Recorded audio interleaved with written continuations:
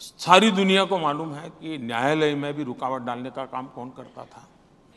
19 में तो यहां तक कह दिया था कि जजमेंट अभी मत लाओ वरना बीजेपी को फायदा होगा।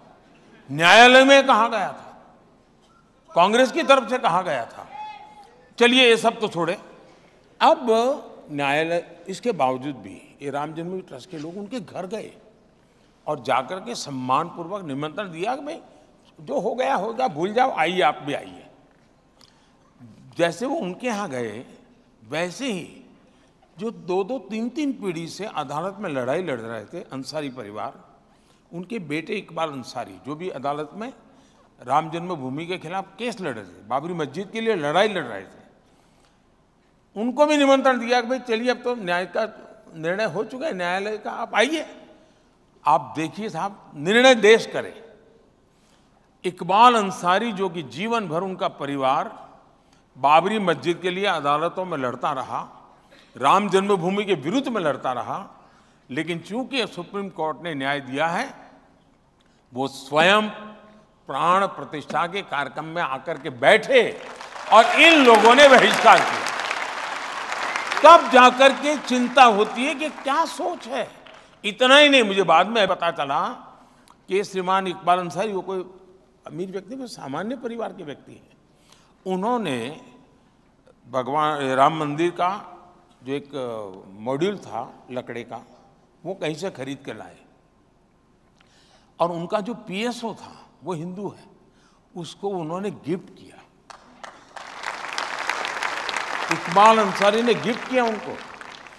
इसका मतलब ये हुआ कि वो उनको लगता था कि ये मेरा हक है इसलिए मैं लड़ता हूं, लेकिन न्यायालय ने एक बार निर्णय किया, उसको उन्होंने सिर आंखों पर चढ़ाया। तो इकबाल अंसारी को मत सेकुलरिज्म सही है कि इनका सेकुलरिज्म सही है, ये चिंता का विषय है देश के लिए। इसीलिए आजकल आपको सांप्रदायिक, कम्युनल, हिंदू मुसलमान करने वाला कह रहे हैं। ऐसा है कि या तो किसी ने नई डिक्शनरी लिखनी पड़ेगी, क्योंकि सारी डिक्शनरी खाली हो गई। मुझे गाली देते देते सारी डिक्शनरी के शब्द प्रयोग खाली हो गए हैं।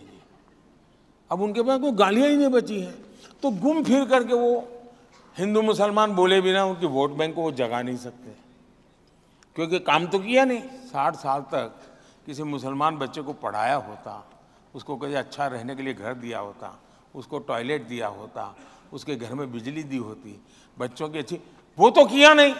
तो उनको डराओ, मार देंगे, ये आएंगे तो काट देंगे, ये मोदी है। अब फिर उसमें योगी जोड़ दिया।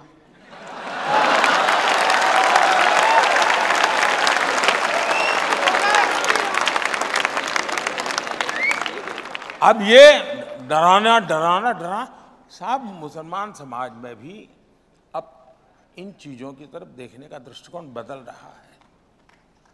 मैं मुल्ला मौलवियों की बात नहीं करता हूँ, जिनका वेस्टेड इंटरेस्ट, तो हिंदुओं में भी ऐसे लोग होते हैं, तो उनकी मैं बात नहीं करता हूँ। लेकिन जनरल मेरा तो काफ़ी लोगों से इंटरेक्शन होता है और मेरा अनुभव है कि ये जो भड़काने वाली बातें हैं उससे तो वो प्रभावित नहीं हो रहे। वो समझते हैं कि इनका वोट का जमाना इसलिए कर रहे हो।